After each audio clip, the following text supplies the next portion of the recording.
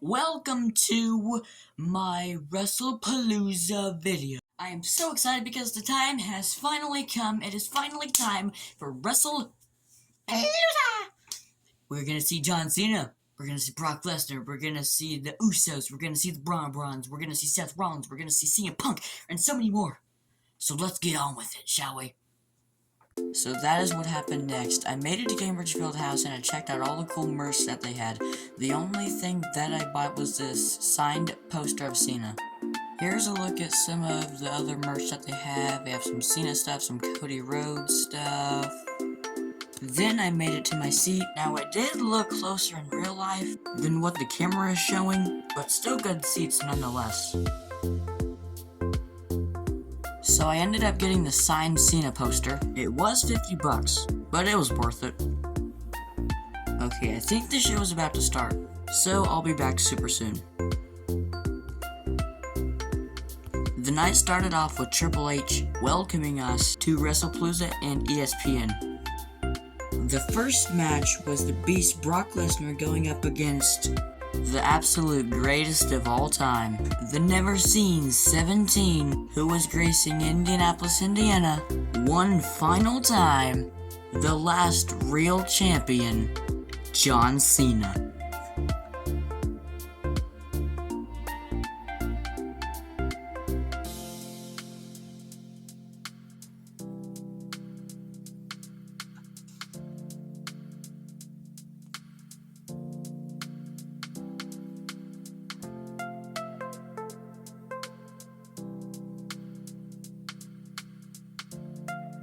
As Cena ran down to the ring, I couldn't have been any more happy to see Cena for my first ever time. Cena would try to deliver a 5-knuckle shuffle, but would end up getting the first of many F5s.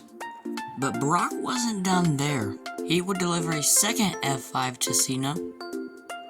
Then Brock would decide to deliver the third F5 to the greatest of all time, John Cena. You thought 3 was enough? How about number 4? Number 5. Then number 6. And unfortunately, Brock would win the match.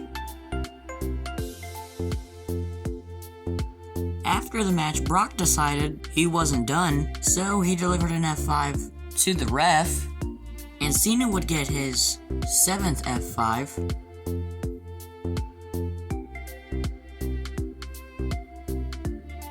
This would be the final time I would ever see the GOAT, John Cena.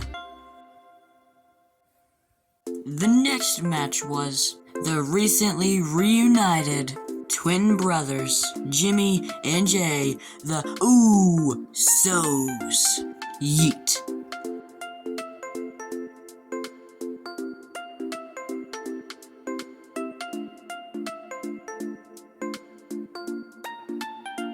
Versus The Vision, Braun Breaker, and Bronson Reed, with Paul Heyman by their side.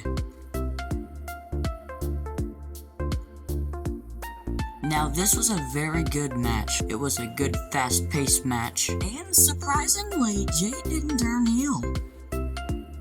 There would be a swanton bomb by Big Jim. Braun Breaker would decide to deliver a super spear to Jimmy. Then Jay would deliver a spear to Braun Breaker.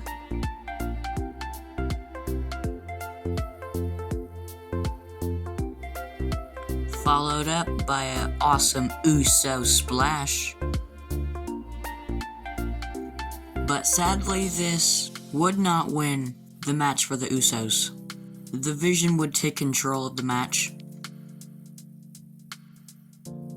Bronson would deliver a tsunami. And that's all she wrote.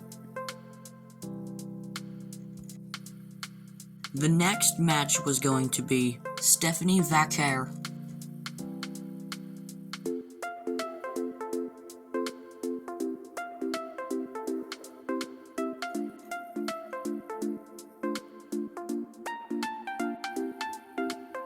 versus Io Sky, to determine who would be the new Women's World Champion. This was another good fast-paced match, but this one would have a good outcome, because Stephanie Vaquer would become the Women's World Champion. Congratulations to Stephanie Vaquer.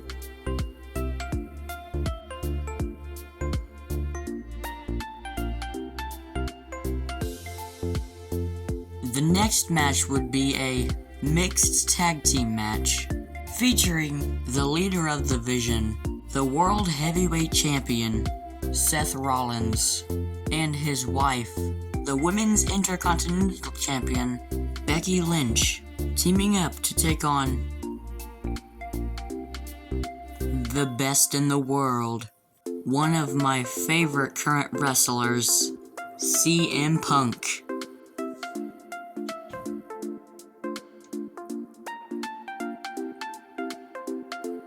And his wife, the recently returned AJ Lee.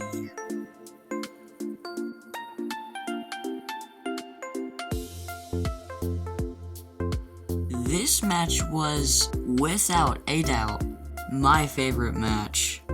It was a banger.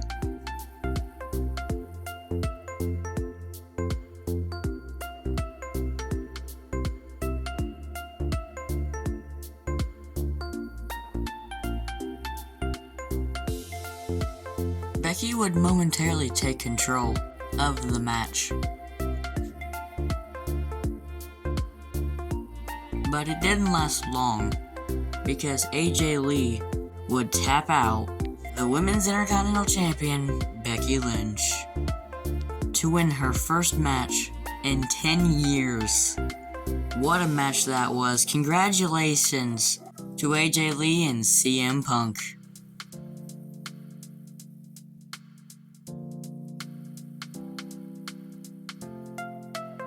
Then this happened.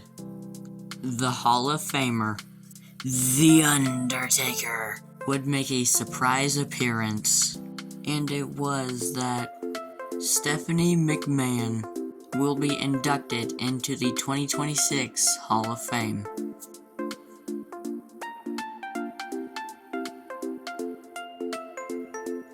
Then it was time for the main event. The Scottish Warrior, Drew McIntyre,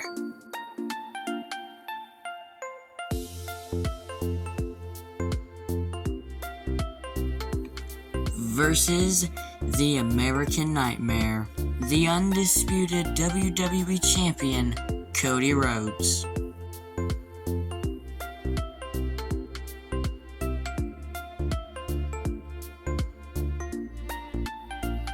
Drew McIntyre took control of the match. He would deliver an Alabama Slam to Cody on the steel steps. Cody would kick out. Next, Drew would deliver a white noise off the middle rope to Cody. Next, he would take to the sky, jump over the top rope to take out Cody, then follow it up with the first Claymore. Cody would kick out. Now Drew looked to kick Cody's head into the commentary desk, but Cody was ready and dodged it.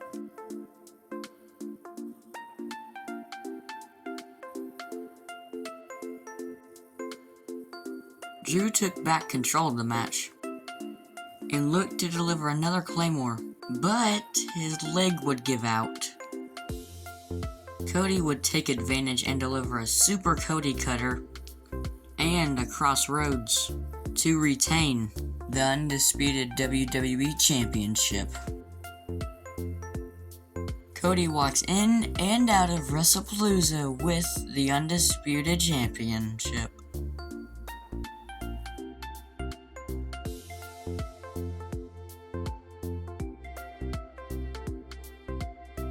Alright guys, so it's actually currently the next day, and I had a good time at Wrestlepalooza. My favorite match was easily CM Punk and AJ Lee versus Seth and Becky. That was my favorite match. Overall, I'm gonna give this PLE a 7 out of 10. They could have made it a little bit better. But overall, it was still really good PLE. It's pretty solid. So yeah, that's probably pretty much gonna wrap it up for today's video. If you leave a like, hit the subscribe button, and I'll see you guys in the next video. Peace out for now.